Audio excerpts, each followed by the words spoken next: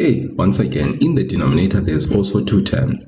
So you see, the thing is, when we have that established, then it means that in the simplification of this particular exponential expression, we are thinking in our heads, well, there's definitely going to be a type of factorization that I'm going to have to apply at some point.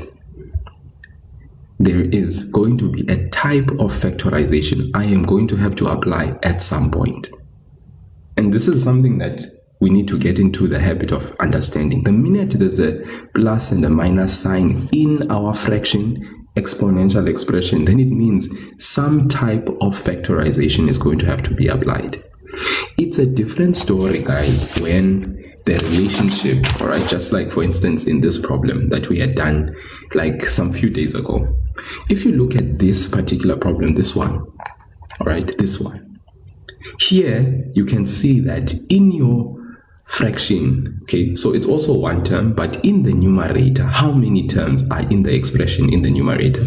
So here in the numerator, it's not 2 terms or 3, but it's 1, because the relationship between the bases is multiplication.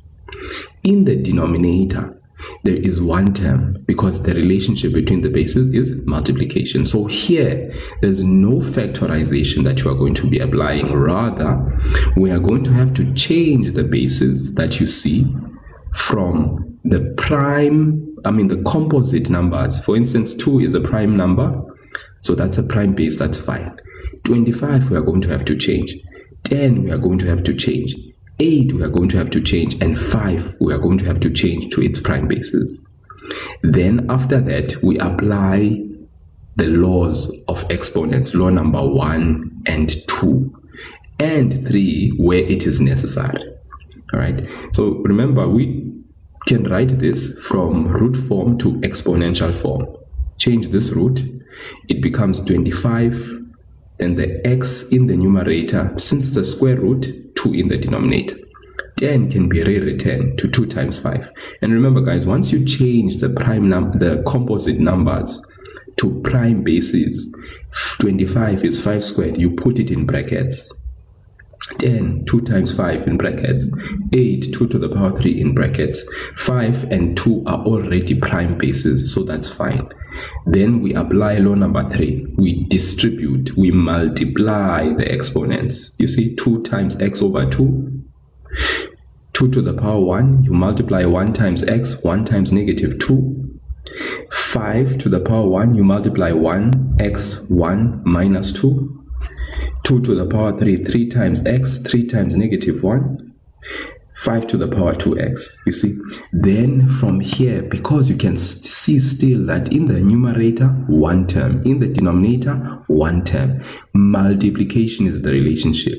So now you can apply law number 1 and 2 of exponents because law number 3 has been applied successfully. Law number 1 and 2. You keep bases. Since this is in the numerator, x minus 2 plus another x minus 2, then when you go down, we remember that the signs of the exponent, they change.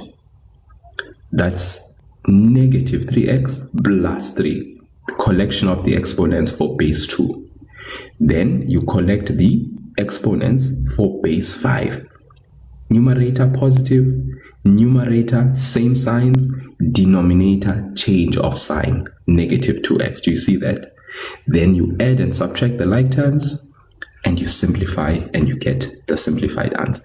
So when the relationship between your bases is one of multiplication and division, in your head there is no factorization that is going to be applied.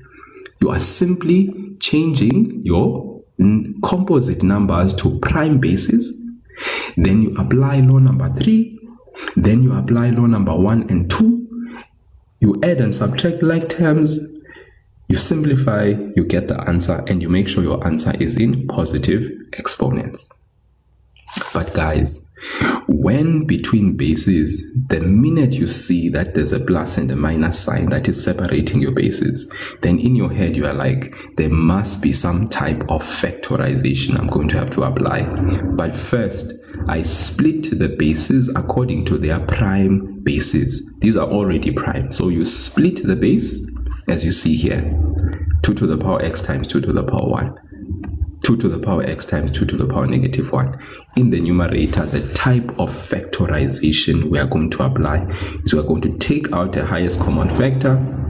We cancel what is common. Obviously, in the denominator, we also split the bases, as you can see there. We cancel, we simplify what is left over, and then our answer, guys. Because remember, this 2 to the power negative 1 is half. 2 minus half over half. Then you use your calculator. 2 minus half is 3 over 2. This here line means divide, so you can put divide. Half is half.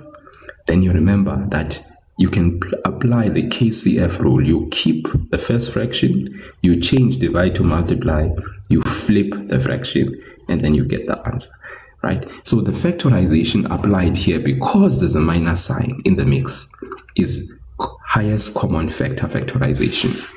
This here in this situation was a bit different, because here the type of factorization, the type of factorization we applied here was difference of two squares. So in number 4, is there a need to write step number 2?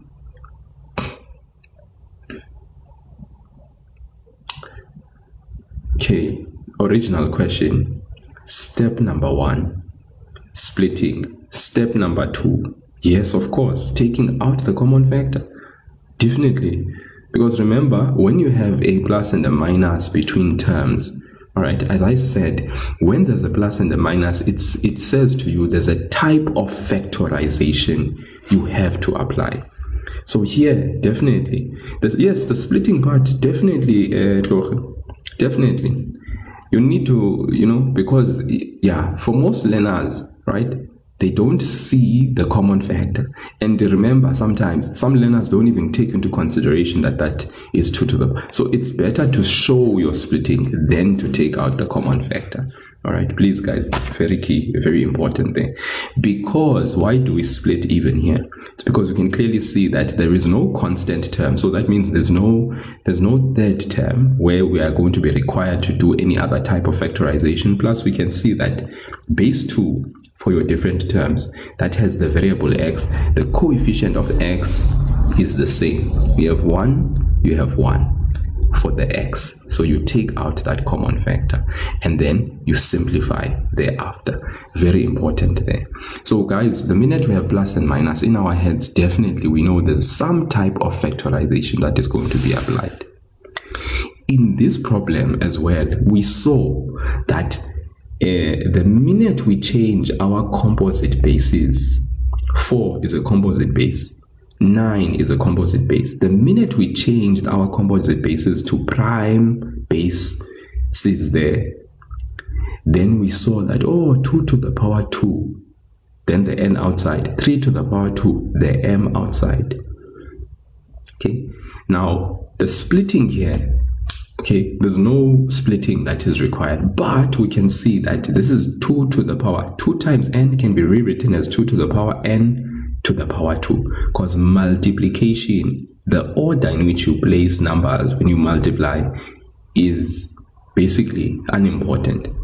But what do we learn from writing 2 to the power n and the square outside? It means we have 2 of these 2 to the power n, and we have 2 of these 3 to the power m's. In the denominator, we cannot do anything to the expression. Then we apply, because remember, with factorization, guys, grade 11 learners, with factorization, the steps that you go through when you are factorizing is you first ask yourself, when you are looking at the terms, 1, is there a need to apply what we call the sign change rule? Okay, by sign change rule, all right, we are looking at the expression in the denominator. it is 3 to the power m minus 2 to the power n. When we look at the expression in the numerator, 2 to the power n is not on the left-hand side. 2 to the power n squared is on the left, but 2 to the power n itself is on the right. So the order 3 to the power m here is on the right, whereas 3 to the power m is on the left. We have a subtraction sign, so that means some type of factorization has to be applied here. Alright, so what we do then is we apply, if we can, what we call the sign chain rule. Guys, the sign chain rule is only applied if necessary. What is the purpose of the sign chain rule? The purpose of the sign chain rule is that if in the numerator we take out a negative sign, that allows me to change the order of these two terms. So all of a sudden, this 3 to the power m, I can write first 3 to the power m squared. If I take this negative sign back, what happens? Negative times this gives me back that negative 3 to the power m squared. Does that make sense? Also, this moves to the right side, because if I take the negative times this negative, I get this positive back. So this is what we call the sign change rule, and the purpose is so that these terms, the order that they are in, should be the same order that the bottom terms are in. That we can always do whenever there is a negative sign between two terms. We can apply the sign change rule if the purpose is to make the order of what is at the top the same order as what is at the bottom. Let me repeat this again. The sign change rule is a rule that we can apply. What do? We take out a negative sign where there are two terms where there's a minus sign in between. You can take out a negative sign. Then what do? You rearrange the order of the terms. So 3 to the power m squared is now your first term. 2 to the power n squared is now your second term in this expression. And by taking out that negative, do we change this expression? No. The expression is still the same, because if you take the negative and you multiply this, you get the negative 3 to the power m squared back. If you take this negative and you multiply with that negative, you get the 2 to the power n squared that is positive back, because the negative times the negative is a what? Is a positive. Then I'm sure you can see that inside this bracket, there is a type of factorization that can be applied. What type of factorization? What do we refer to this as? Dots. 3 to the power m squared minus 2 to the power n squared. What type of factorization is this? We call this type of factorization from this expression. Thank you, Motu. It's a difference, because minus means difference. 3 to the power m squared is a perfect square, and 2 to the power n squared is also a perfect square. So we call this a difference of two squares. So we open two brackets. We can then write this as 3 to the power m and 3 to the power m, because the multiplication of these two gives us back this. We put a plus sign and a minus sign, because minus means different signs. Then we put 2 to the power n and 2 to the power n, because there's two of them, and multiplying these two gives me back this. Alright, then I'm sure you can see now that opening these two brackets allows me, because now in the numerator I no longer have two terms. I have how many terms in the numerator? Because of the brackets, this makes it what? One term. And in the denominator, if I put a bracket around 3 to the power m minus 2 to the power n, that makes it one term. Now I can easily cancel what is common.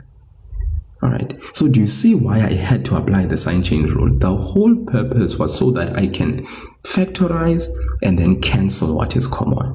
And there we have it, guys. Our final answer is minus into 3 to the power m plus 2n. I then distribute the negative sign, and I get this as my answer. That is how we simplify that exponential expression. If you have questions, guys, please ask. Because like I said, this is a situation where we have a plus and a minus sign between the terms. So the minute we have a plus and a minus sign between the bases, that means there is some type of factorization that is going to have to be applied at some point. All right. But our responsibility is to make sure first that the bases are simplified, and then if here we can see, for instance, splitting, because the variable x has the same coefficient, we split, we take out the common fact. This here, in this case, we could see that, hey, the coefficient of the bases, of the variables, this is 2, okay, 2n, this is 2m. Different variables, but there's a difference. So that tells you that there's some type of factorization that's going to have to be applied, and it's a difference of 2 squares. If you know it, you know it. Okay. Then lastly, the problem I did the last time as well, which I concluded with, was this one. Okay. Now here again, what do you see in the fraction expression? The numerator and the denominator. How many terms are in the numerator? There are 1, 2, 3.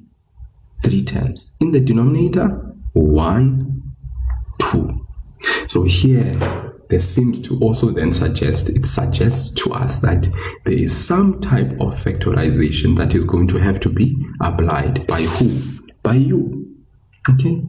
But firstly, 4 we can write as 2 to the power 2. Then the x is outside. We put it in brackets. Guys, whenever you change a composite number to a prime base, please always write it in brackets. And you see what I keep on doing here. And you say 25, 5 to the power 2, brackets, 8, 2 to the power 3, brackets. So that you can remember that if distribution is needed, you distribute. 4, 2 to the power 2, brackets, you see? Okay, so here we deliberately prime base 4 as 2 to the power 2. All right. If we rewrite it, we know this is how many. It's 2 to the power x raised to the power 2. How many 2 to the power x's? 2 of them. Okay. So once again, here we have something squared. The 2 to the power x here is squared. Let's move on to the second term. 3 times 2 to the power x. This is 3 times 2 to the power x. Okay. Minus 4. Minus 4. This here is a constant. So what we can see then here is that we have what we call a quadratic trinomial. Quadratic trinomial. All right. If you think about it this way, if you were to let 2 to the power x be equal to k, then it would mean here at the top you have k squared minus 3k minus 4. This, guys, I'm sure you know, is a trinomial. All right. How many 2 to the power x's? 2 of them. Minus 3 times 2. The base 2 has the variable x, but the exponent here is 2. The exponent here is 1. When we have a situation where one variable, the coefficient specifically, is twice the other one, guys, very important, is twice the other one. Like for instance, as you can see, base 2 for separate terms. The coefficient of x, one is twice the other. Then to you, if there is a constant as well, a constant number, then it means that for the 3 terms, this is a quadratic trinomial, as you know a quadratic trinomial is. So what type of factorization can we apply here? We can apply the factorization that you learned in grade 10 and in grade 9 when it comes to a trinomial such as this. So what you do is you open 2 brackets, the 2 to the power x squared, 2 to the power x times another 2 to the power x will give you this back. Then you ask yourselves, what are the factors of negative 4? When I multiply these factors, I must get -4. When I add these factors, I must get -3. I repeat, when I multiply these factors, you know this, guys, from factorization. If you have mastered your factorization in earlier grades, then this shouldn't be a problem. It should be easy, a walk in the park. So you are in grade 11 now. There shouldn't be any issues here. But if there still are, when you have time from today until school reopens to go and sort out your factorization issues. Because, guys, your factorization in grade 11 is key. All right.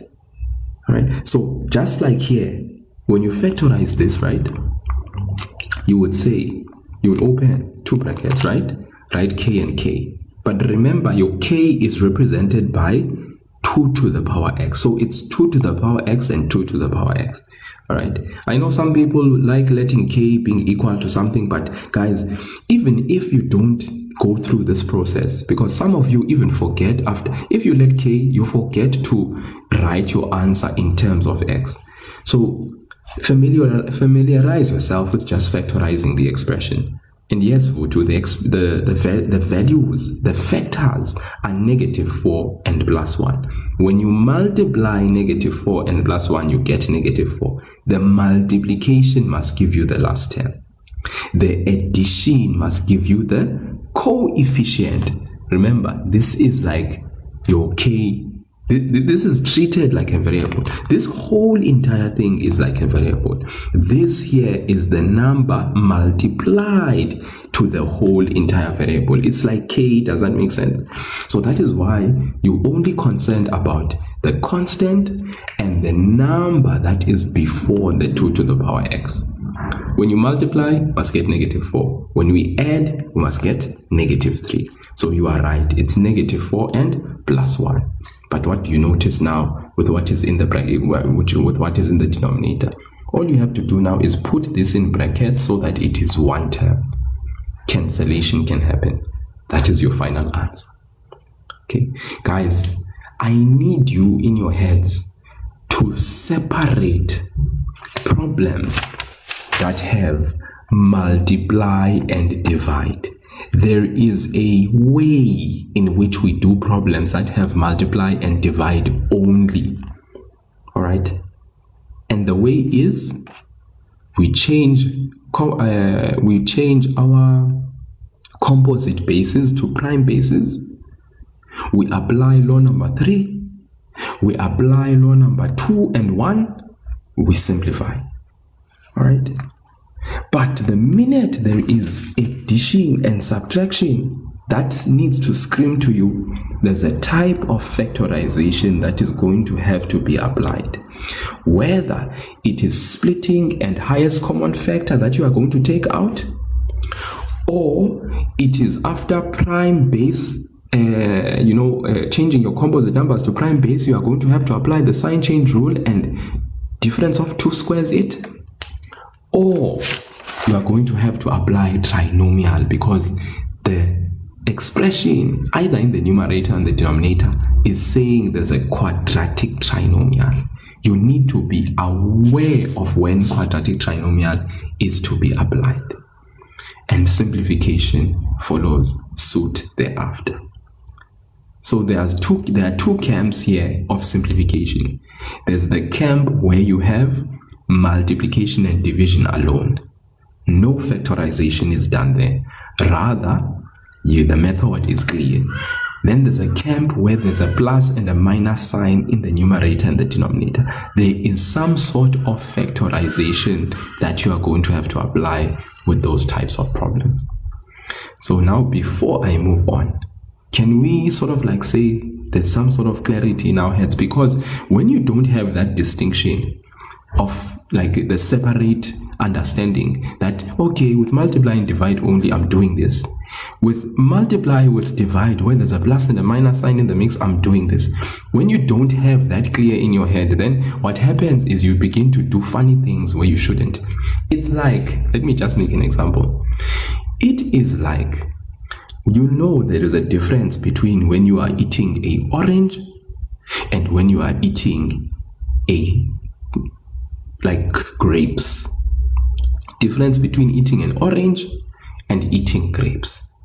Guys, I would say that when you are doing problems with multiply and divide, it's like you are eating grapes, right? You are eating grapes. You know there's no factorization that's going to be needed. You are just grabbing the fruit, you are chucking it into your mouth, all right? But when there's plus and minus, yay, it's like you're eating an orange. You have to first peel off, you need to peel off what you are, before you eat the fruit. You don't just grab that fruit and you bite it. Doesn't work like that. So here we cannot apply, what we do here. All right. So let's be mindful of that when we are dealing with problems where we have exponential expressions and there's multiply and divide versus when there's addition and subtraction. So I'm going to pick it up then from here. Let's continue again then with today's problem. But I hope that recap assisted or assists the people that are in this live to know, okay, we do this here, we do that there. Okay, all right. Yeah. I think we can proceed to this problem. 3 to the power 2k minus 9 to the power k plus 1 over 4 times 9 to the power k plus 3 to the power 2k. So once again, we look at the exponential expression. What do we see? Numerator minus sign, denominator plus sign. So what does that say to you? We are about to eat an orange. All right. 3 is already prime with the variable. 9 is not prime. It is a composite base. So what are we going to do?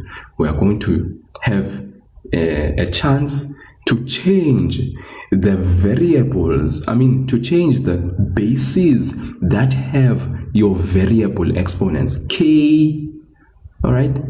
So this one is 3 to the power. Now, I like doing this because it gives me that sense of like, okay, there's 2 of these 3 to the power k's.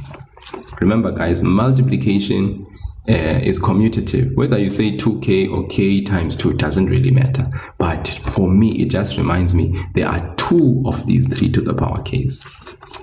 Minus, now this 9, because there's a variable base, I'm going to change that 9 to 3 to the power what? 2.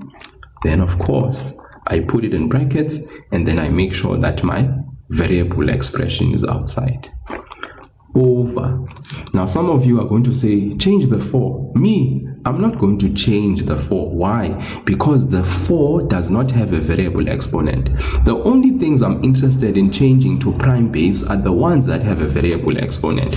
Because when I have to factorize, the focus is going to be on that primarily. Okay, so 4, I'm going to keep it as it is.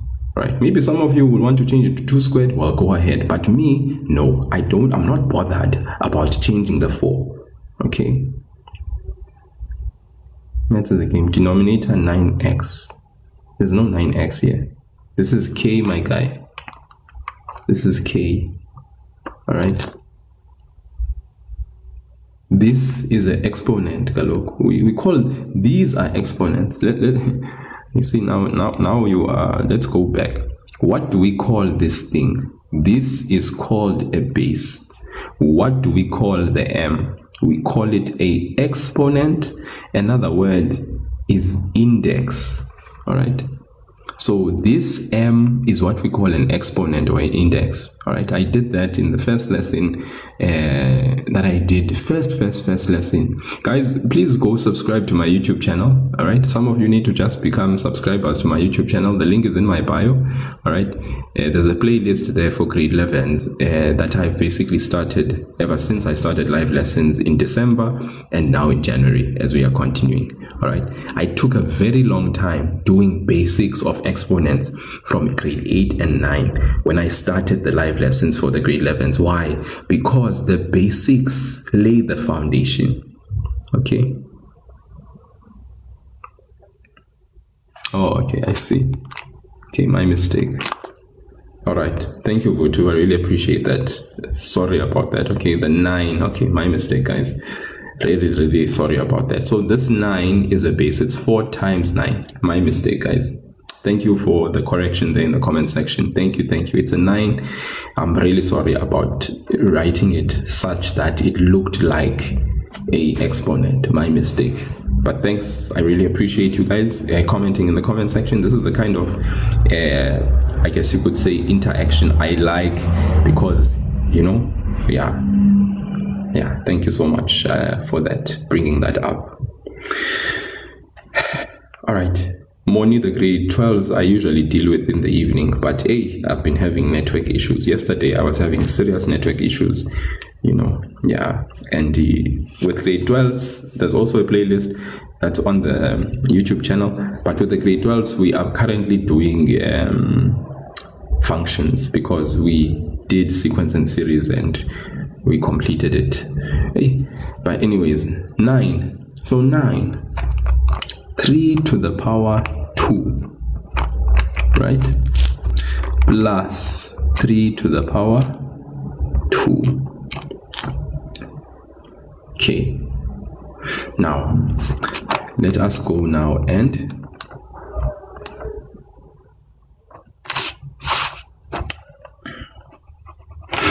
let's go and do this. 3 to the power 2k minus 3 to the power. You distribute the 2 times the k, you get 2k. You distribute the 2 to the 1, you get 2. Over what, guys? 4 times 3 to the power 2k plus 3 to the power 2k. Now, from this situation, guys, right?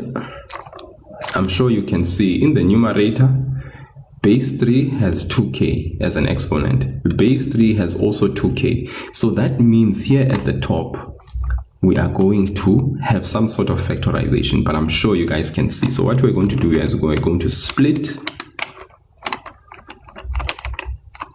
so that we are clear about what we see. Split.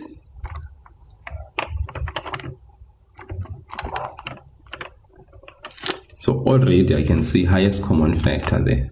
Very clear that it's highest common factor. Take out the common factor at the top, which is 3 to the power 2k. What are we left with? On the left, we are left with 1 here on this side. Minus what? 3 to the power 2. Over. As well, at the bottom, we have 3 to the power what? 2k. Left with 4 plus 1.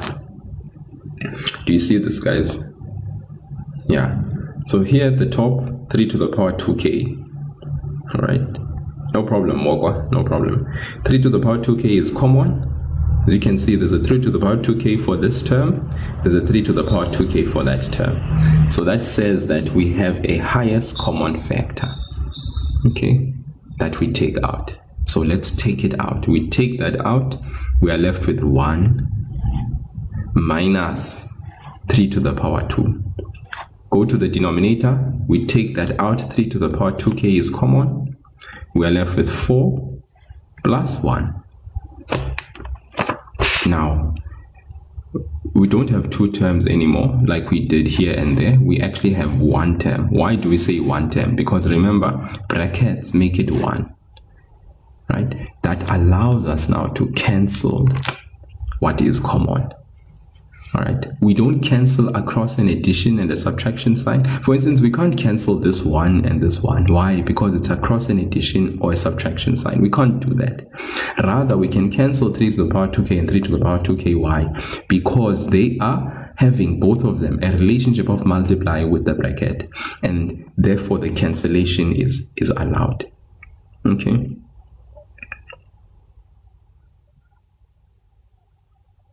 Yeah, you can do that, Loche. You can do that. But I think what's important though is to make sure, okay, so this obviously I'm doing for teaching purposes, this thing of actually writing out each step. But of course, you'd have to first though make sure that the 9 is written, right, as a prime base, because your teacher needs to see that, the common factor is there. All right. Yeah, the common factor is there. Okay, remember the splitting thing we are emphasizing because certain learners, even though they can see there's a common factor, it's funny, man. I've seen this happen so many times. They'll take out a common factor, then maybe if they don't do the splitting, they'll say 1 minus 1 or something like that, because they don't take into consideration that this 3 is raised to the power 2 as a split term. So it's important to at least write split, then you take out the common factor. I personally encourage that because consistently it makes it makes it clear even for you and for the person who's marking you that, okay, you know what you are talking about. So at the top now we're left with 1 minus 9 over 4 plus 1, which is obviously negative 8 over 5. And that's that final answer, right? Done and dusted. So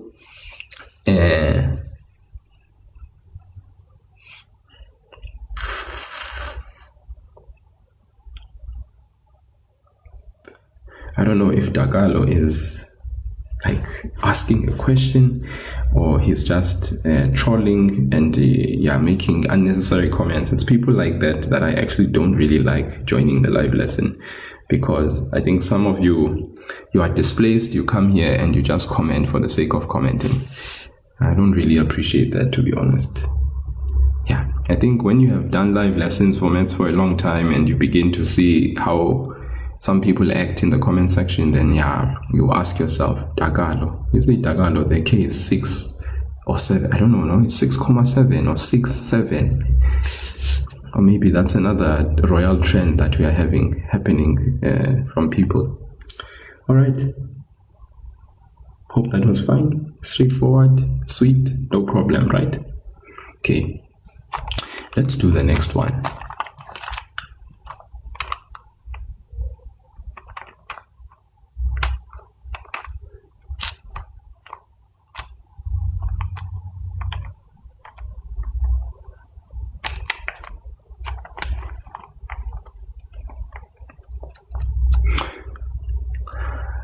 The fifth root of x squared minus 5x to the power 1 over 5 plus 4 all over the fifth root, the fifth root of x minus 4. So here's a question here. This time round our bases are not numbers predominantly, rather we have variables as our bases. All right, and then we have rational exponents. All right, so the first thing obviously is we are going to rewrite, okay, because in the numerator how many terms? 1, 2, 3. In the denominator how many terms? 2 terms. So we know at some point some type of factorization is going to have to be applied, because we are now dealing with variables, and between the terms there's plus and minus. So the first thing, we need to change our root to exponential. So how do we change this root to exponential? Okay, do we still remember the rule that we apply? Still remember, guys? If we have a to the power m to the nth root, this can be rewritten as a to the power m over n. This is a very important, useful rule that we utilize. So of course then, as Dochi is saying in the comment section, we rewrite this fifth root, x squared, the fifth root of x squared, we can rewrite as x to the power 2 over 5. Very good. Minus 5x to the power 1 over 5 plus 4. So I'm sure you guys can already see what you're supposed to see, right? Write x to the power 1 over 5 minus 4. Okay. Then we can see this is a trinomial. it looks quadratic in nature because there's a constant, there's a coefficient with the x variable 1 over 5, 2 over 5. One exponent is twice the other. Guys, 1 over 5 plus 1 over 5 is what gives you 2 over 5. So if you multiply 1 over 5 by 2, you get this. So 1 is twice the other. So that means quadratic trinomial. So you can factorize. All right. So it's like if you were to rewrite this, this is like x to the power 1 over 5 squared minus 5x 1 over 5 plus 4 over x to the power 1 over 5 minus 4. And all I'm going to do is I'm going to put brackets around this. This cannot be factorized. This is not like a difference of 2 squares. Even though 4 is a perfect square, but 1 over 5, this does not make this variable a perfect square. Because, guys, remember, a variable, in order for it to be a perfect square, needs to be raised externally to a even number. Right? So x to the power 1 over 5, this is a perfect square. So that means with this trinomial, I'm going to go ahead and do what? Open 2 brackets, because this is a quadratic trinomial. Guys, are we getting this? Are we understanding? You see, so that's why I'm saying to you guys, the minute there's a plus and a minus, it kind of says to you there is some type of factorization. You need to think about the idea that there is some type of factorization that should be applied here. But that type of factorization, when you apply it, you should apply it, you know, in harmony with the rules of factorization that you have learned in the grades before. You did trinomial factorization, guys, now for how long? Like, this is literally, you are entering into your 3rd year of doing factorization. In grade 9, you did trinomial factorization. In grade 10, you did trinomial factorization. You are now in grade 11. You should be masters of trinomial factorization. If you are in grade 12 and you are still struggling with trinomial factorization, I don't know, like, what you are doing to yourself. Okay. So then, to get 2 of these, x to the power 1 over 5, x to the power 1 over 5. Do you see that? Then you want the factors. Plus means same signs. Same signs according to the sign of the middle term. So obviously you're thinking of 2 factors. When you multiply, you get positive 4. When you add, you get negative 5. So what are those factors and what are their signs? You see, that's very important. So that's why with the grade 10s, I've been saying in the platform that positive constant means same signs. Same signs according to what? According to the sign of the middle term. All right. Sign of the mother. So negative and a negative. And of course, as you've said, guys, there's 4 and 1. That has been factorized successfully. Not negative 4 and 1 over 2. It's negative 4 and negative 1. Plus as your constant means same signs. And these are the things that I mean exactly, that you are in grade 11 but you are still struggling with factorization. Your signs are still not, you know, they are not signing. Your signs are not signing, and you are making silly mistakes that are grade 9 and grade 10 based, and as a result there's no movement in your grade 11. There is no excellence in your grade 11 because you are still struggling, guys. You guys are still fundamentally struggling with basic things that you should now be masters in doing. All right, you have time, guys. If you are struggling with factorization, go and iron out this factorization thing.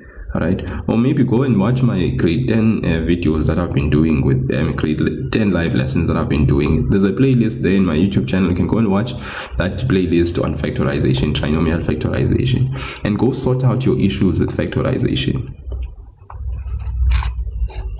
So now you can see numerator, there's no longer 3 terms, there's 1 term.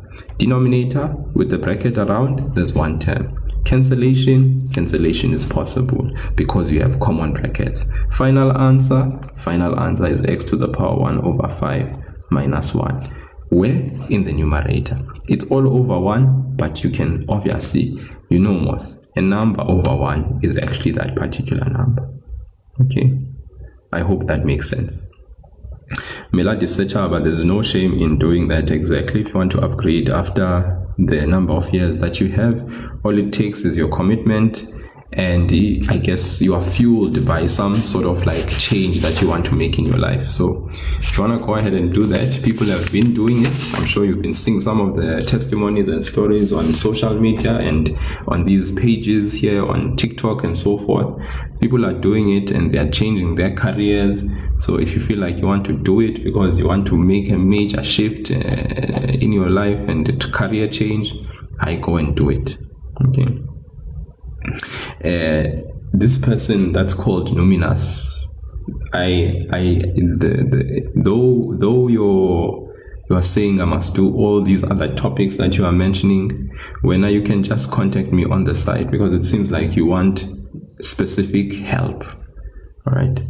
Yeah, and the thing is, I'm currently going through grade 11 term by term work. Thank you so much, Toki, for just clarifying that. I think Numinous must be joining me for the first time. But if you want assistance and help with other things, then basically you have to contact me on the side. All right. Yeah, this is term by term work.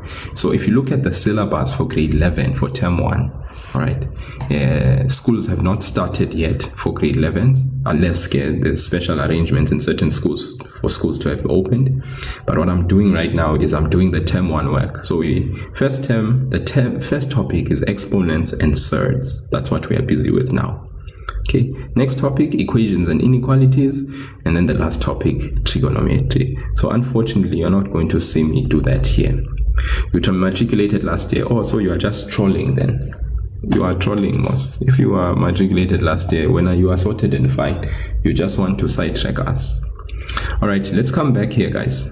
Look at this one now. Numerator, how many terms? 2. Denominator, how many terms? 2. What do we see? The base is a variable.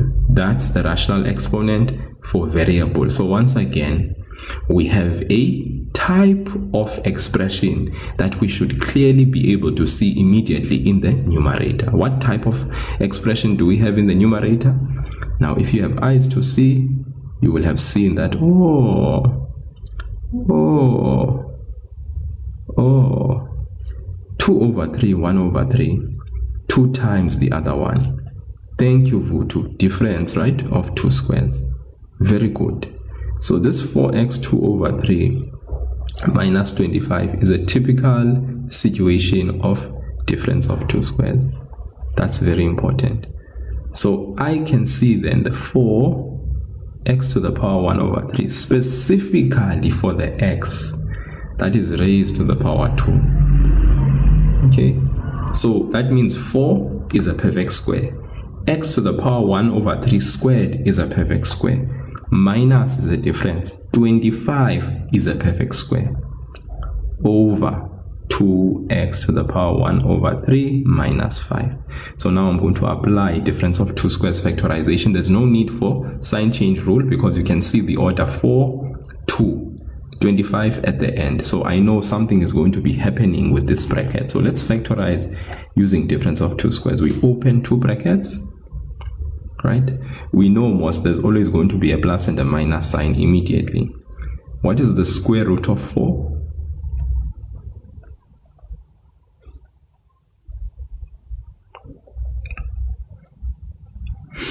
Then the x 1/3, 1/3.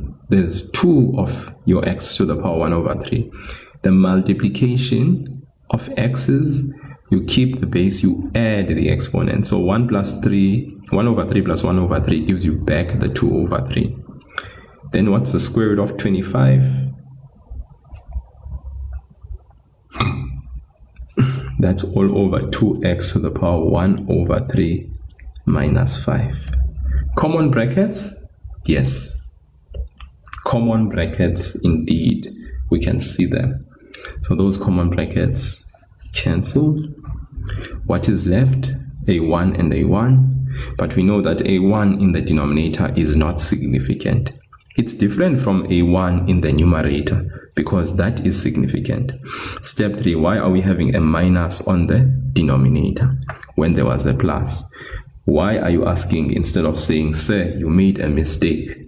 Thank you, Habib. That's what you should be doing. Telling me that, sir, you made an error. There was a plus sign. Why now all of a sudden? Why should you be writing such nonsense? You see? Yeah, because when you are sure of what you are saying, me, I'm, losing my mind. Okay, so thank you for that correction, Habib. Thank you so much. Vutu, thank you for, I know you were asking the question because you just wanted to be kind. So thank you so much. I really appreciate that. Okay, confidence. Nice. I love it. Final answer. But hopefully as well, Vutu, this is to also show you that sometimes what happens when we are writing, we just change signs for no reason. You see this mistake that I just did where I just all of a sudden, I had a plus and all of a sudden, I don't know, for some reason, it changed to minus. Changes the whole entire situation. Do you see what I was cancelling now? Do you see what I was cancelling? And do you see what I wrote down as an answer? Okay, because of my error. All right, so of course there was a plus everywhere, so this is what I should have cancelled. This 2 to the power x to the power 1 over 3 minus 5 is the one that should have been left behind.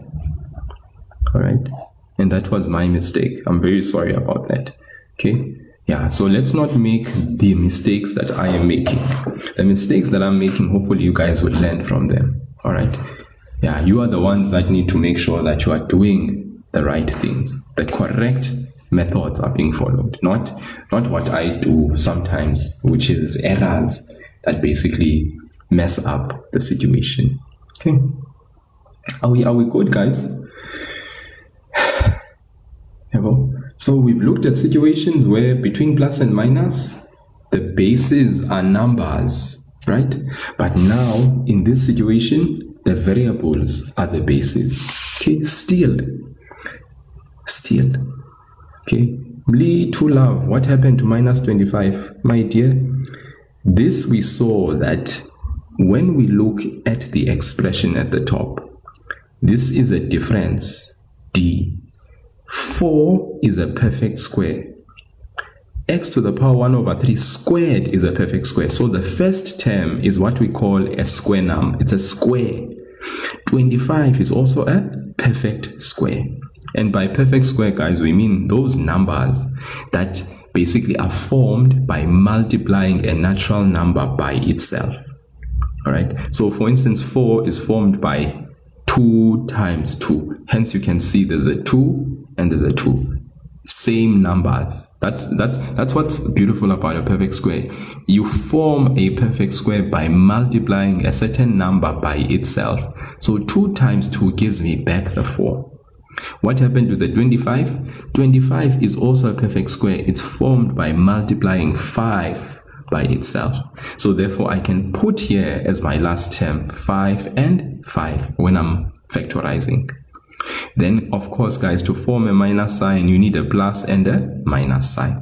So that's why you put different signs in the bracket. Difference in your constant term means different signs in your bracket. Okay. So hopefully, Mli to love, if you still have a question about what you've asked, you will follow up with another question, or you will say you are okay in the comment section. Please, guys, confirm if there's something I've explained and you are okay. If you are still lost, then let me know. Please don't pretend as if you understand but you don't. Guys, you can, if you are pretending at school, then you can see why you don't get too far. Don't pretend here. Don't pretend like, I am fine, I am good. Maybe people in the comment section to a large number are saying, yes, we are okay, we are fine. But when you're sitting there, you're like, ish. I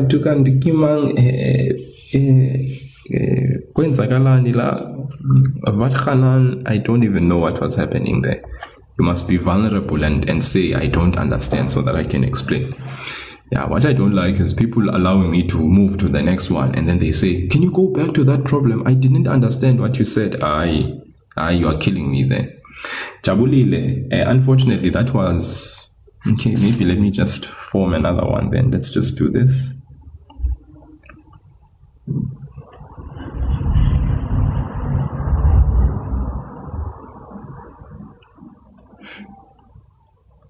Let's just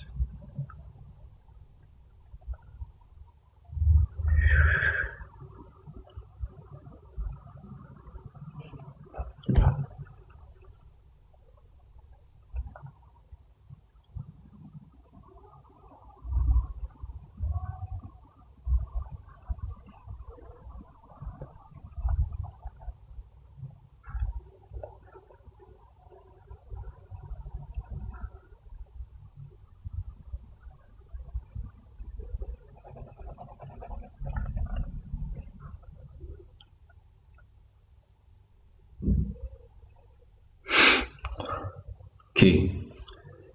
Yeah, I think that should be fine. Okay, let me just rewrite this, because 3x to the power 1 over 7 minus 7 over 49 minus 9x to the power 2 over 7. All right, so I'm sure you guys can see this particular problem, this one. Okay, maybe let me just give you 4 minutes to attempt the problem, and then I will do it. Maybe you guys can do this one. Let me allow you guys to do this one. Okay, I repeat, it's 3x to the power 1 over 7 minus 7 over 49 minus 9x to the power 2 over 7. All right, 4 minutes, guys. Let me just give you some time to go over this. Do it. Time is 8:10. At 8:14, I'm going to do the correction. So you guys can attempt this and see if at least maybe there's something that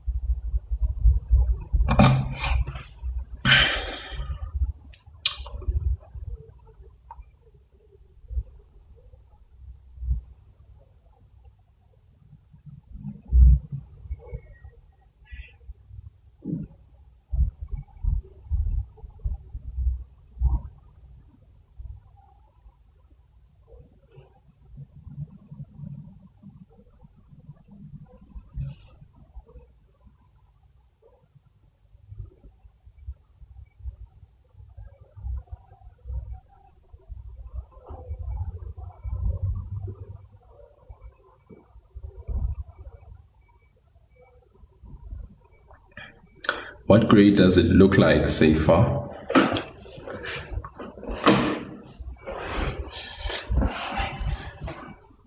Let's see if you guys are grade specific. You guys can see.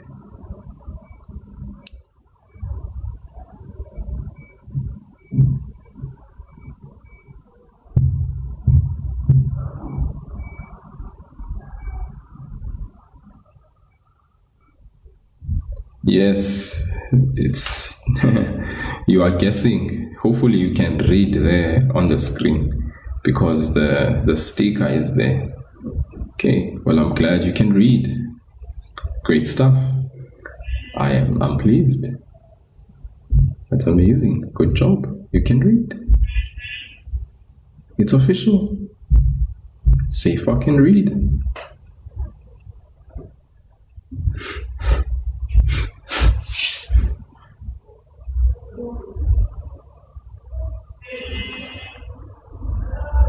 Haha. Okay, I see your guys' answers in the comment section. You see them. We still got 2 minutes to go, guys. Actually, sorry, 1 minute to be exact.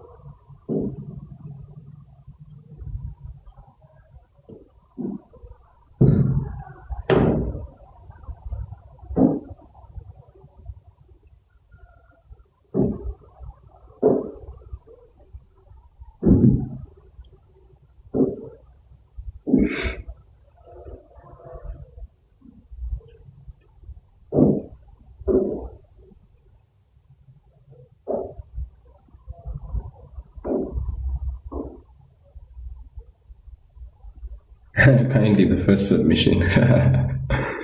Okay. All right, so let's look at this, guys. Let's look at it because the time is up. 4 minutes is up. Okay. So if we look at this, guys, 3 to the power x, 3x to the power 1 over 7 minus 7 over 49 minus 9x to the power 2 over 7. So once again, how many terms in the numerator? There are 2. Mushi grade 10 will be at 9 o'clock. How many terms in the expression in the numerator? 2. Expressions in the denominator? 2. So, in the numerator, is there any factorization? No.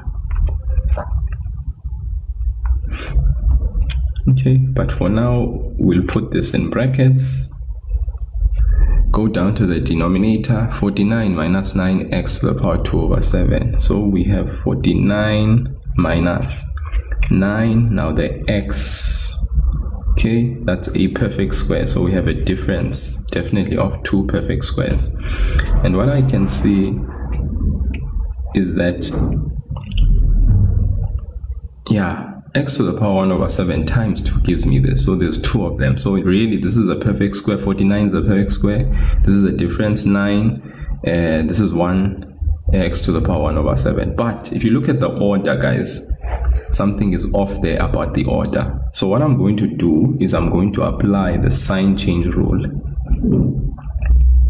I'm going to apply my sign change rule so that I can address the problem with the order.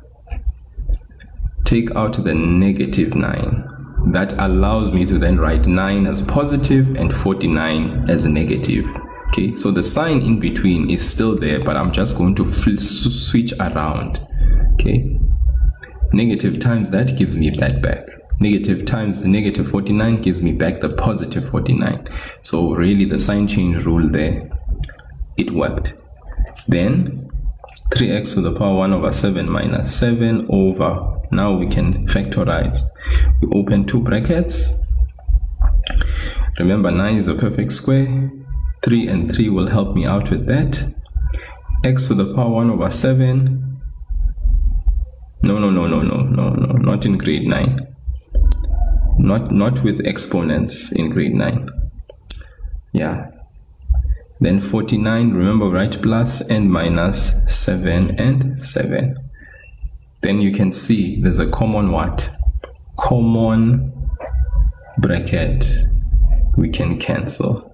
Remember, when we cancel this and that, we're left with 1 and 1. Remember, guys, in the numerator, when 1 is left alone, it is significant. 1 is significant in the numerator. So we have to say 1 over. Do you see this, guys? 1 over. Right? So it's very important that we understand that 1 in the numerator is significant. So the 1 remains. Unlike in this situation where we had cancellation, 1 was left in the denominator. And obviously, anything divided by 1 is that thing. So hence the final answer is 2 to the power x 1 over 3 minus 5. Okay? But here, the 1 is left over in the numerator. It is significant. So we need to leave that 1 in the numerator. Very important. Okay? So we have a negative 3x to the power 1 over 7 plus 7. So it's like negative 1 over 3 to the power x to the power 1 plus 7. Okay. If I decide to wake up and use the CSCR on the numerator, is not a crime. No, it's not even. Not even. If you use the sign change rule in the numerator, it's still going to lead fundamentally to the same answer, right? Yeah. Still gonna lead to the same answer. Still. Okay. Yeah. I hope it makes sense, guys. I hope this makes sense. So we have a negative 1 over 3 to the power x 1 over 7 plus 7 as our final answer. All right. Okay.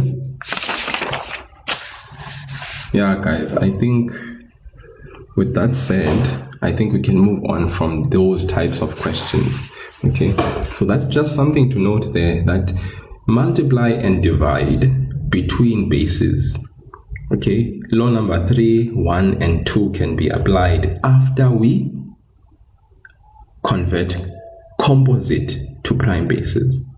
Right, law number 3, 2 and 1, and then we simplify. But if there's addition and subtraction between bases, guys, please, there's some type of in your head, it should jump that some type of factorization at some point is going to be applied, and therefore simplification is not going to be done the way that we usually approach simplification. Now let's move on, guys. I think we can move now from exponents and we can enter into the world of surds and roots.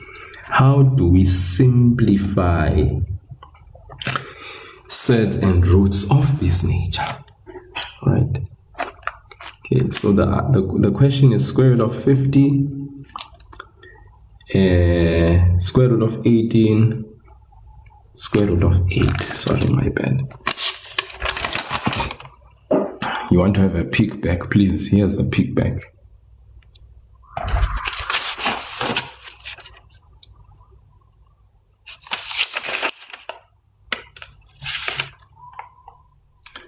There is the peek back.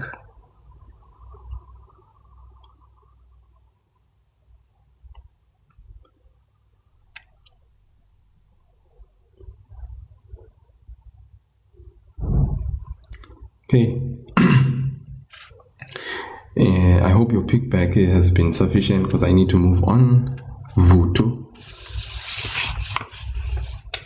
Please indicate when the peek back has been complete so that I can move. Okay, thank you. All right, now we are there, surds and roots. Okay, all right. Now here we have numerical surds, square root of 50 minus square root of 18 plus square root of 8.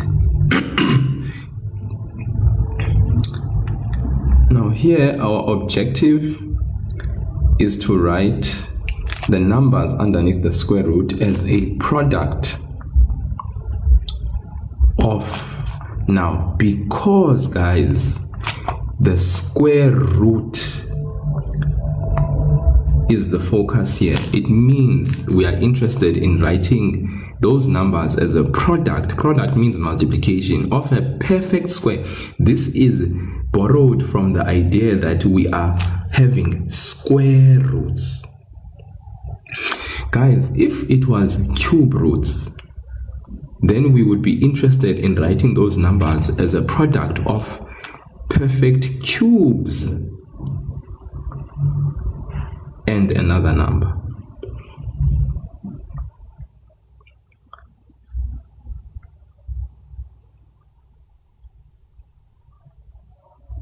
So what we need to do is, because we are given square roots, square root of 50, square root of 18, square root of 8, separated by plus and minus sign, we want to write all those numbers inside. Then numbers inside the square root, we need to write them as a product of a perfect square and another number. All right, because it's a square root. But if it was cube roots, guys, that we were dealing with, all right, then we would want to write the numbers underneath the cube root as a product of a perfect cube and another number. Right, now before I go into this, I want to just explain, guys, perfect squares in grade 8 you guys learned these are numbers that are formed by the multiplication of another number by itself. So for instance, if you take the natural number 1, if you multiply 1 by itself, what do you get? If you take the next natural number 2, if you multiply number 2 by itself, if you take the natural number 3, you multiply by itself, what do you get? All of these numbers that you are seeing here, these ones, these are perfect squares. 4 by itself, what do you get? 5 by itself, what do you get? And so it goes. You guys get the point, right? In grade what? In grade 8, you were exposed to what perfect squares are. And in actual fact, in grade 8, there was even this expectation that you needed to know all the perfect squares between 1 and 100. Okay, you needed to know them off by heart and know the accompanying numbers that are multiplied by themselves to get you those perfect squares. Those are perfect squares. Perfect cubes, on the other hand, if you multiply a number by itself this many times, okay, then what you get as an answer is a perfect cube. Guys, what is 2 times 2 times 2? this one I want to just ask, and then I would hope that you will have gotten the point. The difference between a perfect square number and a perfect cube. Okay. Hey, at least it seems that you guys are still okay, because I've seen funny things come from when I ask this question, 2 times 2 times 2. In the past, people have said many things. All right. Okay. So you guys get the point. Perfect cubes, if you take a natural number, you multiply it by itself this many times, that's what we call a perfect cube. All right. So please, guys, let's be familiar with such. So what I'm saying to you guys is that our whole purpose of this square root of 50, square root of 18, square root of 8, we want to write square root of 50, we want to write the 50, the 18, and the 8 as a product. Because we are dealing with square roots, we want a perfect square and another number to be the product inside the square roots. So 50, for instance, you guys tell me, what are the two numbers? I want a perfect square and another number that I multiply together to give me 50. Come on in the comment section. Let it rip, guys. Let it rip in the comment section. I know you know. Tlori, Sweet Face, Umdanzo, by the way. 25 and 2 years. Okay, so guys, we are good. We are good. We are good. Let's move. 18.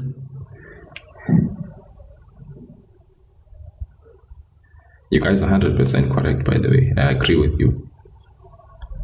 Sweet Face, Ngutuku, Siso the Hustler. Yes, very good. 8. Lastly, 8.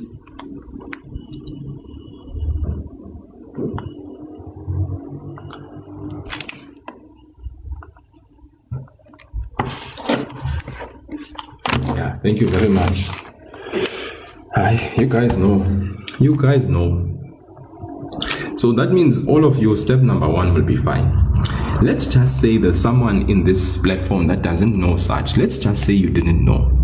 If you don't know, then go ahead, go to your calculator, press square root of 50. What do you get? You get 5 root 2, right? So that means this root 2 is going to stay inside. So all you need to do is just take this 5 and you square it. What is 5 squared, guys? It is 25. That will help you know the two numbers that you were supposed to have multiplied. You see? So if you don't know, go to your calculator, go and press it. You are going to get your answer in surd. We call this surd form, right? And then when because you didn't know the numbers that are multiplied, let's say you just don't know, then what you do is you take this 5, you square it, you get 25. So that means inside that square root there was supposed to be 25 and what? And 2. Same thing with 18. You don't know, Mosne. So you say 18, you press equal, you get 3 root 2. So what does that mean? You take the 3, you square it. What's 3 squared? It's 9. So inside the square root there was supposed to be 9 and 2. 8, you don't know it as well. What are the two numbers? You put the 8 inside, you say equal, you get 2 root 2. What was supposed to be inside the square root? You square 2, you get 4. So it was supposed to be 4 times 2. So guys, even if you don't know, you can always know. Now, of course, guys, this is just me trying to explain step by step. So of course, with multiplication inside the square root, we know we can write these separately. because the relationship of multiply allows us to separate the roots. There's a rule that says so. Even the relationship of divide allows us to split the roots. The only relationship that does not allow us to separate the roots is when we have a plus and a minus sign between the numbers. We don't ever separate the roots where that is concerned. Then you can work this out. What's the square root of 25? It's 5. What's the square root of 9? It's 3. What's the square root of 4? It's 2. Okay. Then last but not least, you look at these. 5 root 2 minus 3 root 2 plus 2 root 2. What is common? Root 2. So what does this mean? We can treat these as like terms. Okay, we can treat these as like terms. Why? Root 2 is like the variable. The numbers before are like our coefficients. Okay, so root 2 is like your variable. Okay, so what you do is you keep root 2, then you add and subtract the coefficients because you have the same root 2's. So what's 5 minus 3? It's 2. And then what's 2 plus 2? It's 4. This is your final answer. Okay. Now guys, let me just say for the record, the important steps here for the purpose of doing the problems is step 1. This one is an important step. This one is an important written step, and then the final answer. All right. There is no real need for this step. I just showed you this so that you can understand that when there's a multiply between your numbers inside the square root, you can, in essence, calculate the square root of 25, which is 5, the square root of 2, obviously the square root of 2, that square root remains over 2. Square root of 9, you can calculate. The square root of 2 remains. Square root of 4 is 2. For the square root of 2, it remains. Then you have like terms. You treat the root 2 as if it's a variable. You add and subtract the coefficients. 5 minus 3 is 2. 2 plus 2 is 4. This is your final answer. 4 root 2. And that's that. Essential steps. This one, that one, and this one. And guys, this here is an essential step, even though, let me say this on the record, when you look at your memo, if you are going to look at a memo with a question like this in a typical question paper, they show you this step. I mean, they show you the initial question, then they show you the step, and then the answer. Please guys, rather write the step so that the person who's marking can see that you understand the two numbers that you should be multiplying. Then write the step, then you conclude with this one. So that's why I'm saying these are the essential steps for the marks. Are we together? Are we together? Are we together? Are we together? All right, thank you. Tango, thank you. Okay, all right. Okay, let's move on. Next question.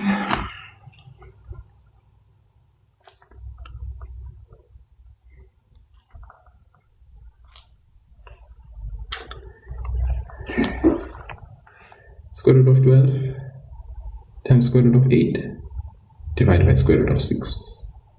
Square root of 12 times square root of 8 divided by square root of 6. Relationship here is multiply and divide. Okay, so really here for this question, there is many ways to kill this cat. Many ways, because of the fact that we have multiply and divide as our relationship. So many ways to kill this cat. This we can write as a separation perfect square and another number. Even this one, perfect square and another number. But that one, you can't write as a perfect square and another number, because 6 can't be written as a perfect square and another number. Or we can multiply these two, all right, because they are both having a square root, all right? So really and truly, it's up to you how you go about approaching. But I'm just gonna do these questions using both approach. Chandler, you can send me a private DM. I'll respond to you. But I get that you're saying your daughter is doing grade 12. I do teach grade 12 too. You can send me a private message there. I'll respond to you. DM me, please. So 12. 4 times 3, of course. 4 times 2, of course. This I'm going to leave for now. Then here, 2 root 3. 2 root 2. Leave for now. Alright. So some people could write it as 2 times 3 and then they separate, and then if you do that, right? Let's say we did this. I mean that also helps, makes life very easy, right? If you had written 2 times 3, then means we have 2 root 3 times 2 root 2 over root 2 times root 3. Now it's easy. All you do is you play. Cancellation game happens simply here, because what do you have, guys? When you have a relationship of multiply and divide alone, here you can just look root 2 va va, root 3 va va. What's left? Answer. Make sense? That's what's beautiful about when there's just multiply and divide. Cancellation happens freely, very freely. Okay, very freely, no stress, no nothing. So even initially from this step, you could have immediately said separate, right? 2 times 3, and then from here you go directly here, and then you are able to cancel. So you think about it, this root 3 and this root 3, goodbye. We are left with 1 and 1. This root 2 and that root 2, goodbye. We're left with 1 and 1. Then what is left at the top? 2 times 1 times 2. 2 times 1 times 2. Do you see that, guys? 2 times 1 times 2, which at the top is 4. Then 1 times 1 is 1. So obviously 4 divided by 1 is 4. Okay, so Ngotugo, I saw you immediately, were able to give me the answer. Mlungisi is asking, guys, maybe you guys can comment in the comment section and let Mlungisi know. Mlungisi is asking, Mlungisi 27, why 4 times 3, not 2 times 6? Do you want to answer Mlungisi? All right, I think we've already spoken about the fact that if we are dealing with a square root, what we want is to write the product of the numbers inside the square root as a perfect square number and another number. Okay, so 12, the factors of 12 that have a perfect square number and another number is going to be 4 and 3. 6 and 2, 6 is not a perfect square number, 2 is not a perfect square number. What is a perfect square number? We explained, for those that are joining only now, that a perfect square number is a number formed by multiplying another number by itself. So we say 1 is a perfect square. 4 is a perfect square because it's formed by multiplying 2 by itself. 9 is a perfect square number because it's formed by multiplying 3 by itself. 16 is a perfect square number because it's formed by multiplying 4 by itself, and so it goes. So that's why, for instance, with 12, we are very deliberate in the choice of numbers, factors that we choose. We don't choose 1 and 12. We don't choose 2 and 6. But we choose 4 and 3. 8, we don't choose 1 and 8. We choose 4 and 2 because this is a perfect square number, this is another number. Why are we going for perfect squares, guys? It's because there is a square root. The inverse of a square root is your perfect square. There's a square root. The inverse of a square root is a perfect square. So we have to have a perfect square and another number. For 6, we have no such combination of a perfect square and another number. So if we write 2 times 3, then we separate 2 and 3 to square root of 2 times square root of 3. At the end of the day, we are able to simplify to get a basic final answer. Okay? Yeah. Someone else who's doing this question could have decided that the square root of 12 times the square root of 8 over the square root of 6. Someone else could have decided to say the square root of 12 times 8 over the square root of 6. This is someone else doing the same question. Remember, these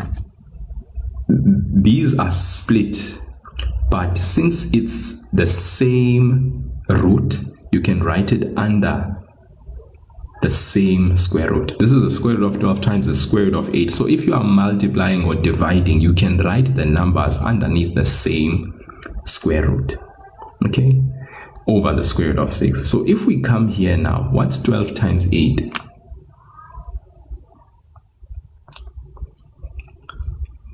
Over what?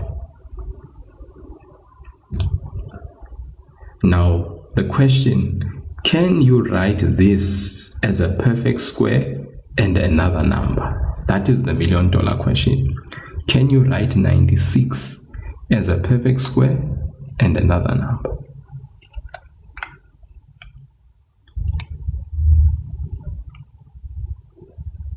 Is it possible?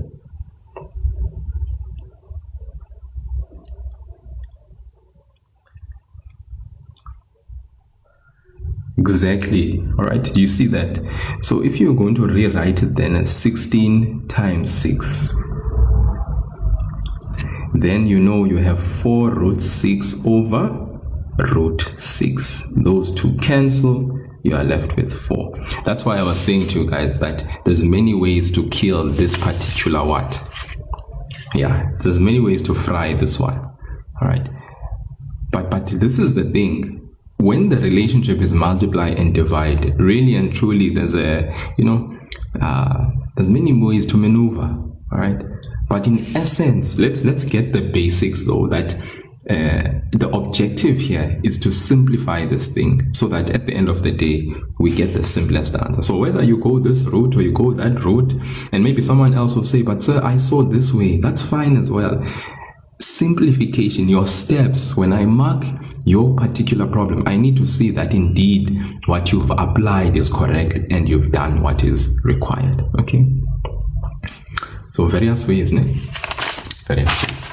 Okay. Let's move right along, guys. Let's move right along. And let's move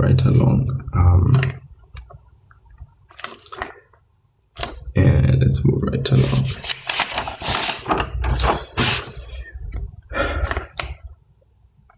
Simplify.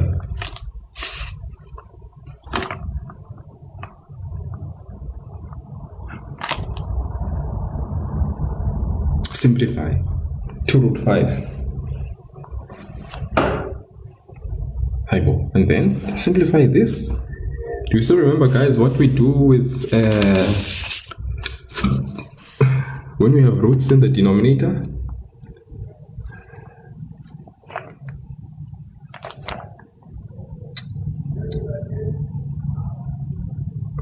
Someone is like saying in the comment section, but say, Aibo, this is already simplified.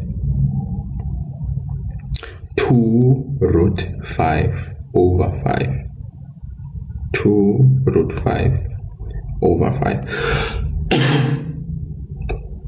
Okay, so you guys are right telling me the final answer. Very good.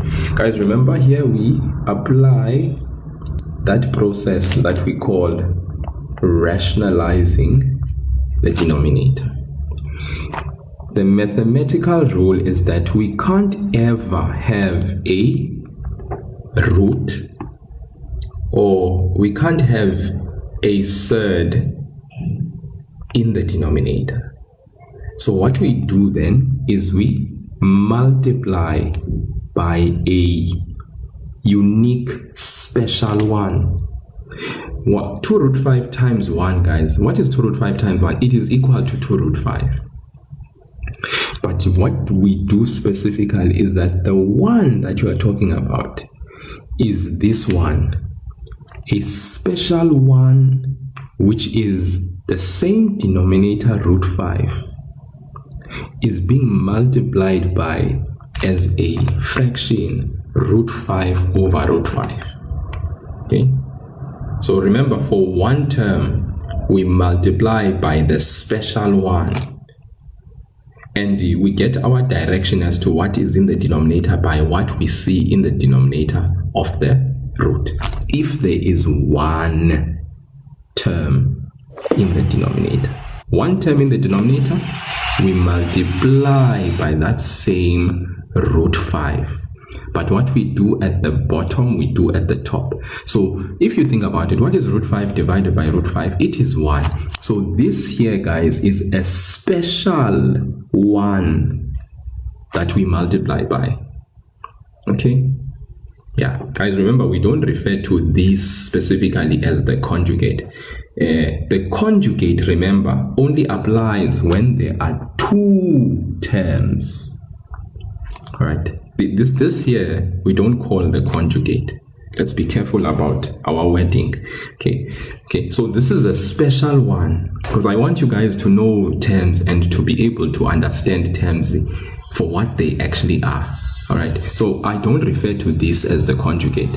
Okay, this is just the special one that is formed by multiplying by the same one term that is in the denominator, which is root 5. But what I do at the bottom denominator, I do at the top. Then root 5 over root 5 is actually equal to 1.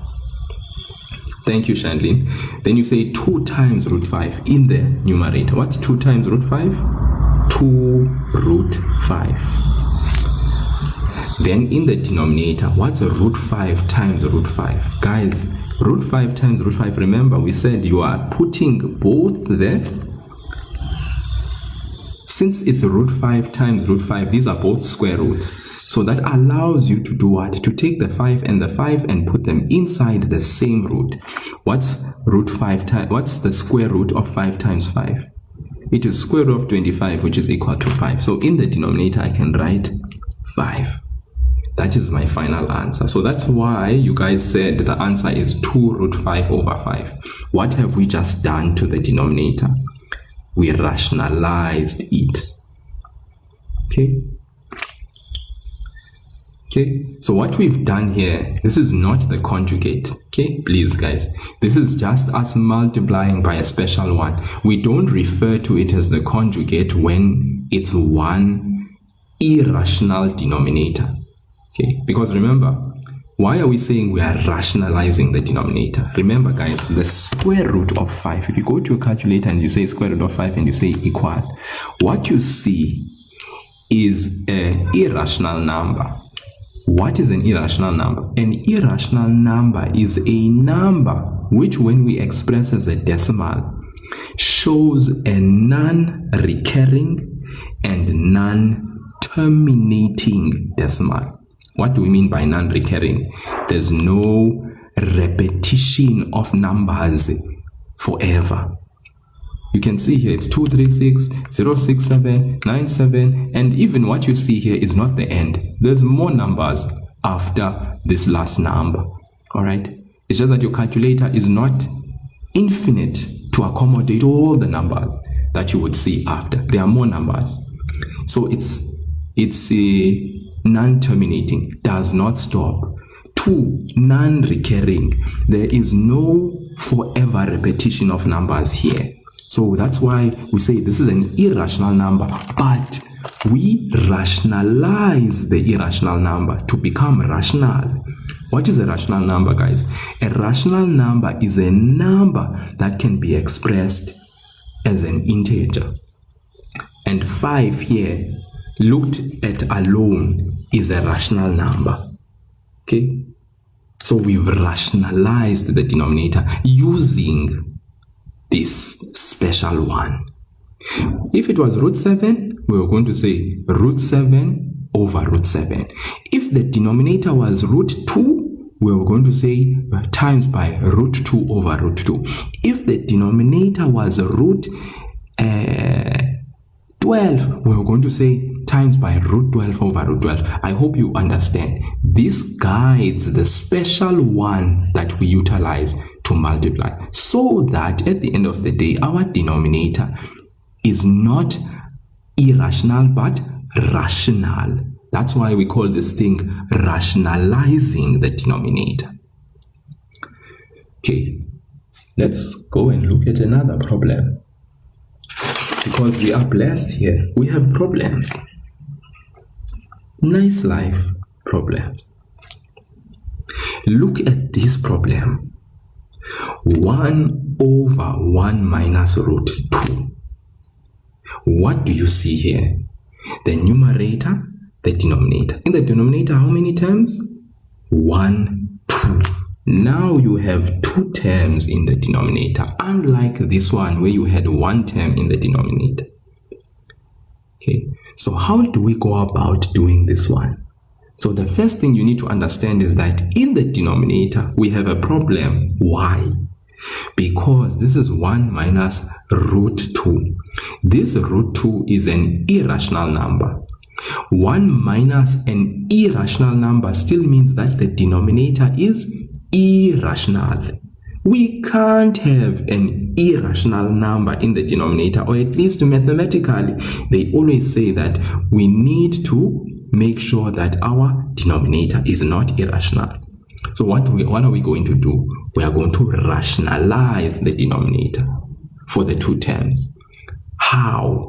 Now we can use that word. We will apply what we refer to as what? The conjugate. Now you can say conjugate, say. All right? Now you can say conjugate. Now you can say conjugate. All right? What is a conjugate? Conjugate is simply the same terms that you see here, but with a different sign in between. That's what a conjugate is. Same terms, different signs. Same terms, different sign in between. That's what it is. Same terms, different signs in between. That is what we call a conjugate.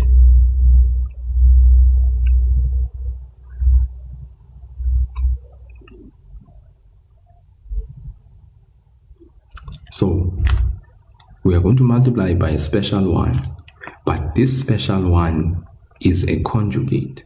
We are going to multiply in the denominator by 1 root 2, but we are going to put a plus in between. Put brackets around that, multiply by that. But what we do in the denominator, we do in the numerator. Same thing.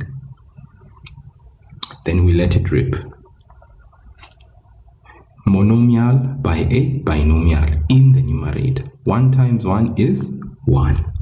1 times square root of 2 is square root of 2. Doesn't matter if we have a root in the numerator. Go to the denominator. We want to eliminate the root. 1 times 1, you're going to apply 4 elements. 1 times 1 is 1. 1 times positive root 2 is root 2. Then you done with 1. 1 times 1, 1. 1 times positive root 2, positive root 2. Then you move on to the negative root 2. Negative root 2 times 1, negative root 2. Then negative root 2 times positive root 2, that's negative root 2 times 2. Remember guys, the square roots are the same. So therefore the 2 and the 2 I can multiply underneath the same square root. What does that give you? 1. Now root 2 minus root 2, that gives me 0. Root 2 minus root 2, that gives me 0. Then the last term, minus square root of 4, which is obviously 1 minus 2, which gives you what? Negative 1. So what do I have there in the denominator, guys? 1 minus square root of 4, which is 1 plus root 2 over 1 minus 2, which I finally formally complete and say 1 plus root 2 over negative 1. Okay. Any questions so far? If you have, ask. If you don't, then you are fine so far. But I'm not done. I just want to check so far. Any questions? We multiply the denominator by the conjugate. What is a conjugate? A conjugate is terms that are the same as the denominator but just with a different sign in between. So this is like we are forming the reverse of a difference of two squares. The whole objective is so that we eliminate the root. It's no longer going to feature in the denominator. As you can see, no square root in the denominator.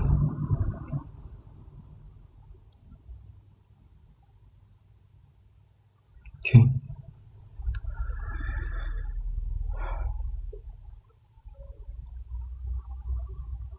Okay. Then we finish this divided by that. 1 plus root 2 divided by negative 1, that's simply going to give me negative 1 plus root 2, which I can officially formalize and say the final answer is minus 1 minus root 2. Okay, and that is that. Yeah, Bobo Loans by MB. If you were part of my WhatsApp group, then you would know when the lives are happening. And if you want to be part of my WhatsApp group, please send me a DM message so that I can share with you what are the details that pertain to being part of my WhatsApp group. You know, then you will know when I go live, because the learners that are in that WhatsApp group, they get sent the link, you know, the minute I go live, and then they can join the live session. You know,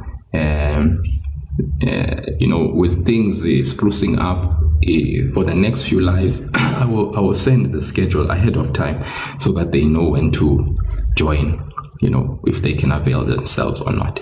And failing which, of course, if you miss, then you can always go to my YouTube channel and watch the live lesson at your own time. Yeah. Anyways, guys, so do we see how we approach these questions? Rationalizing the denominator if we have one irrational number. What we do, the specialized one that we multiply by. Rationalizing the denominator if we have two terms, the specialized one that we use to multiply. Then, interesting thing, the algebra skills that you are applying, which you learned in grade 10. Okay. Uletloho is like, is it a must to do the whole method? What do you mean, is it a must to do the whole method? What do you mean? Like, Stooks is like, schools ain't even open. Heartbreak. Well, the thing is, schools aren't open. Some schools are open, my friend. This one is open, right? So stick around, Bob. Or like, it's long. No, remember that I am doing this so that I can explain to you what is happening, guys. Okay, I am doing this so that you know what is happening. All right, but like I said, what you can do here is you just multiply by the conjugate. All right, multiply by the conjugate from here, really here. All right, you can move straight to there, and then you can move straight to the final answer, really. Okay, yeah. Okay, you can, but remember, I am explaining to learners that obviously maybe some of you are being exposed to this the first time, and if I did not show you the steps, if I didn't show you everything that I've done, some of you would be like, "Aibosa, how did you get this? How did you get that? Or how did you get this?" Okay, or how did you get that one, or the other one, or that, you know? So yeah, guys, please, yeah, okay, yeah. So I think I'm going to have to finish this soon. All right, practice questions. Go to the homepage. I posted up practice questions there. These are practice questions. I had posted them up long time ago.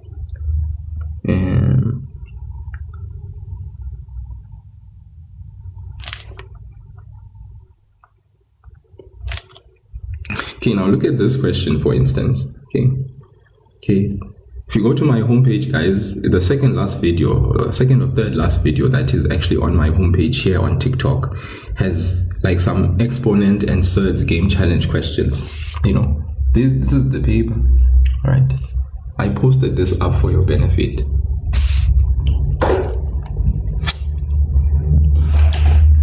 Okay, go and check them out. Okay, I posted them up for your benefit and practice, because the lesson, this one, I did it. So I wanted to give you, go and do those problems. Okay, there's more. Okay, yes, I do have a group, Son of the Most High. Like I said, DM me if you want to be part of the group, so that I can send you the information that has to do with what it entails to become part of the group. Because unfortunately, it's not a free exercise, if you know what I mean. 3 over root 3 minus 1 minus 2 over root 3.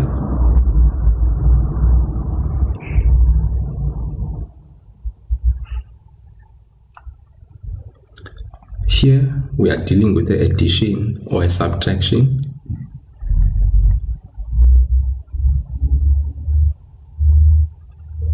Of fractions. Where can you text me to receive? Being part of the WhatsApp group, these are the ways in which, you know, unfortunately are. Where can you text me? If you are part of my WhatsApp group, then you can text me like directly. So yeah, these are the dynamics. But if not, then basically you're just going to have to wait for me to go live again. So hence I was saying, if you want to be part of the WhatsApp group, DM me, then I will escalate to you the what basically, yeah, it entails to become part of that. And then I can support you. I can support you throughout your whole entire grade 11 journey. Then you can get your 95% and above for mathematics for this year, for the whole 4 terms, if you are consistent and if you continue to follow up on things. Because I have learners that are like that were part of my WhatsApp group last year, and they were joining my live lessons. They were also obviously like harassing me like crazy throughout the year, you know, about everything and anything that was mathematical that they did not understand. And some of them achieved very high marks, I must say. 95%, 95 and above, because that's our aim this year. We don't want to be performing anywhere less than this, guys. This is the cap. If you don't get 100%, we will forgive you. Your minimum can be at least 95. I will then that means at least you are human. Maybe you made errors. We'll accommodate that 95%. But if all goes well, guys, this should be the cream of the, you know, the crop of marks that we get for grade 11, because grade 11 is just that good if you are consistent for maths, please. Anyways, someone once said this is called the butterfly method. When you have 2 fractions, instead of going and finding the LCD, you can use the butterfly method. Okay, so step 1, okay, you multiply the 3 and the root 3. So at the left top corner, you get 3 root 3. Then here, you multiply -2 with root 3 minus 1. That's step number 2. Then step number 3, you multiply the denominators.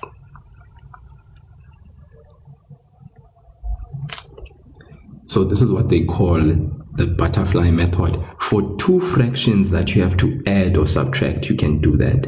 But unfortunately, if you don't have 2 fractions, then you have to go through the process of writing or finding the LCD. then of course, you have to take the method that basically, when you are adding fractions, you find the LCD, then you have to actually form equivalent fractions, and then get the answer from there. Yeah, so these are basically surds, how we take care of surd. Now we can check.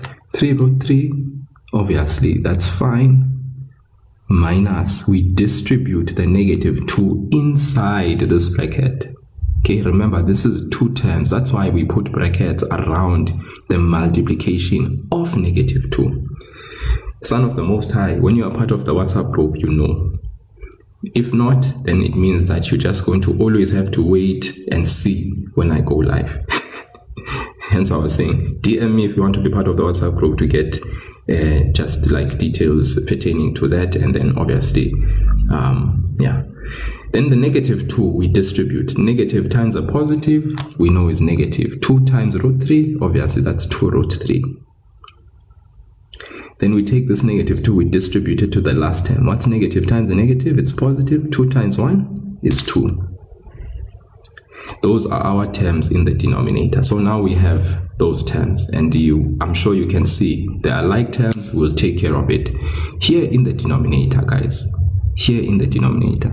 For now, let's leave this root 3 into root 3 minus 1 for now, and let's deal with what is in the numerator, because we might have to factorize, and you know what I mean, guys. So let's go to the top. Let's add the like terms. All right.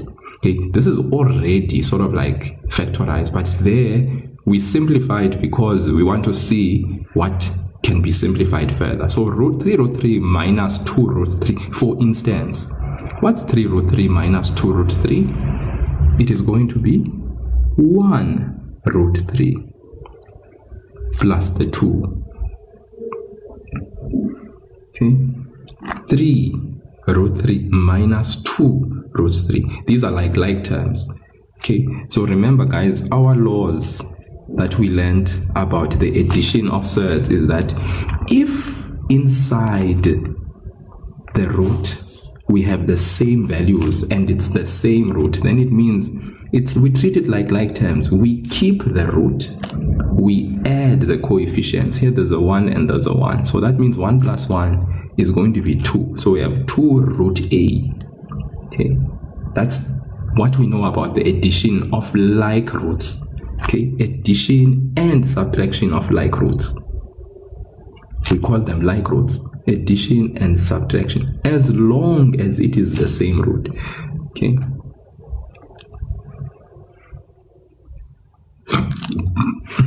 I hope we are clear here. So for instance here, okay, we are going to get 1, 3 minus 2 is 1. Root 3, that's a like root. We keep the root as it is, plus 2. Okay. Then we can see here, in the denominator, there's nothing that can be done. Okay. As far as cancel, we thought maybe there's something that was going to be common and the same, but it seems like there isn't. So in the denominator, let's go distribute. Root 3 times root 3, we get 3. All right. Because remember, guys, why do we say we get 3? Root 3 times root 3, obviously we take the same root, we multiply 3 and 3 because these are the same root, we get square root of 9, which is 3. So that's why I know that root 3 times root 3 is 3. Then root 3 times negative 1 is negative root 3. But we have a problem, don't we? What is the problem in this answer? What is the problem in this answer, my good friends? What is the problem in this answer? The problem we have that we can't have. What is the problem?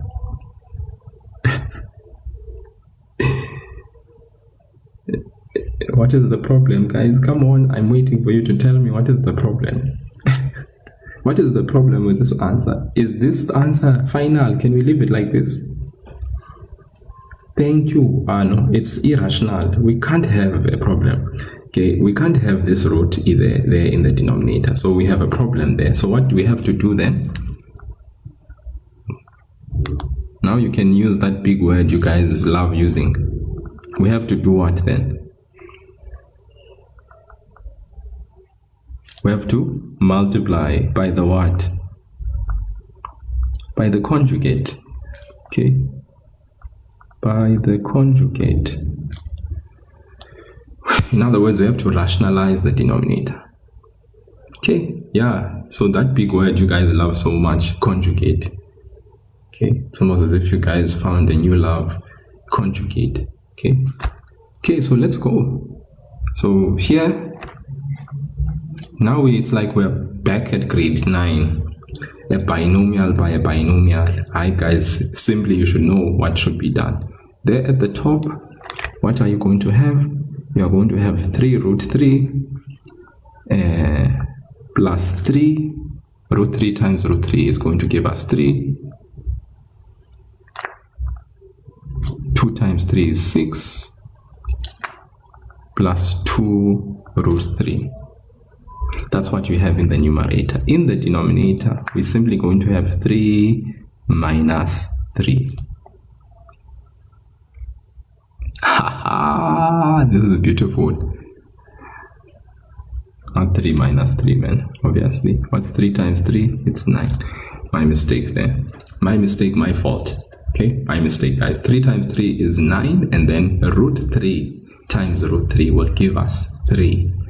But of course, it's 9 minus 3, because we know most that with this minus and plus, all we really care about is this 3 times 3, which is 9, and then root 3 times negative root 3, which is negative 3. Debuchotom, grade 8 learners, what about them? If you want support for the year as a grade 8 learner, send me a DM. I will send you information pertaining to grade 8s. Secondly, this TikTok page is for grade 10s, 11s, and 12s. I do have a TikTok page for grade 8s and 9s, so that's where I go live for the grade 8s and 9s, but it's only when you are part of my WhatsApp group that you will know the schedule. So I need to send you information. You then give that information to your mom and dad.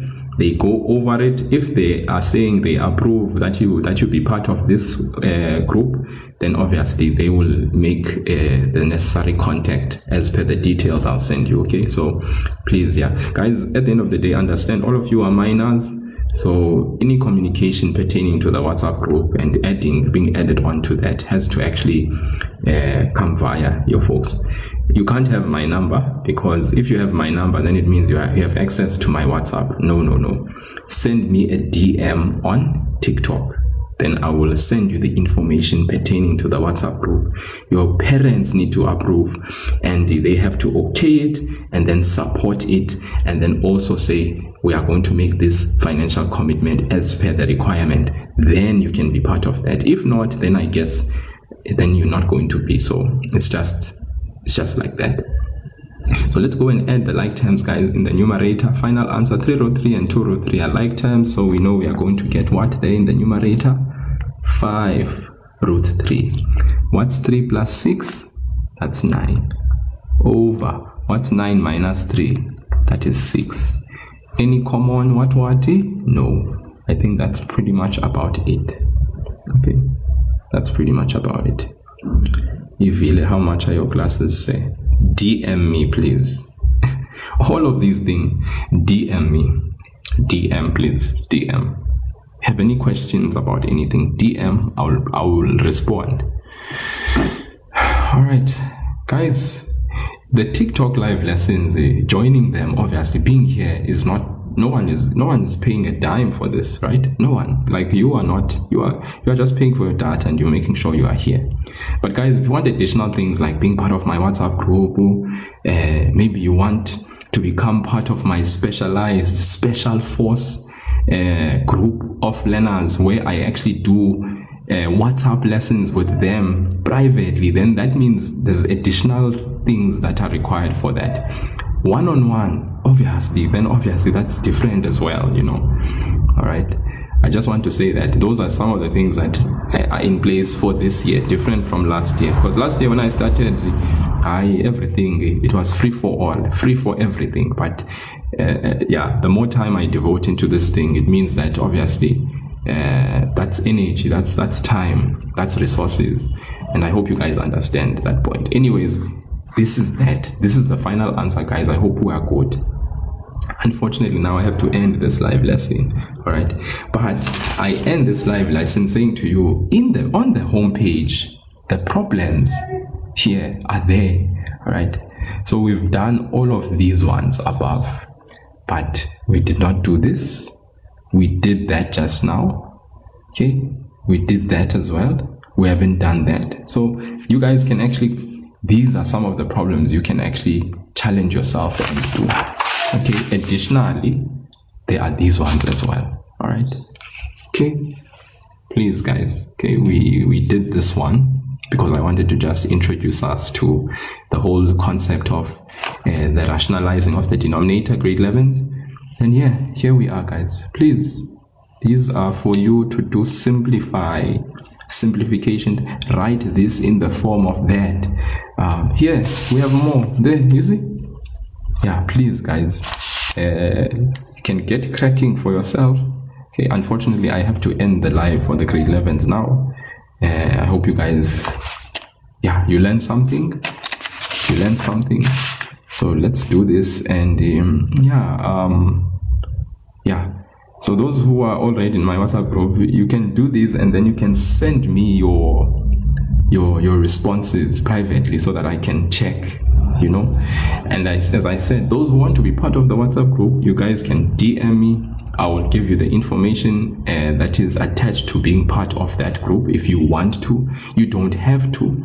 At the end of the day, some of you, I think you are more than capable of, with the support of your teacher at school and your teacher helping you and assisting you, and with just your ingenuity. I know some of you may be part of various programs in your community that basically help with maths and science, you know.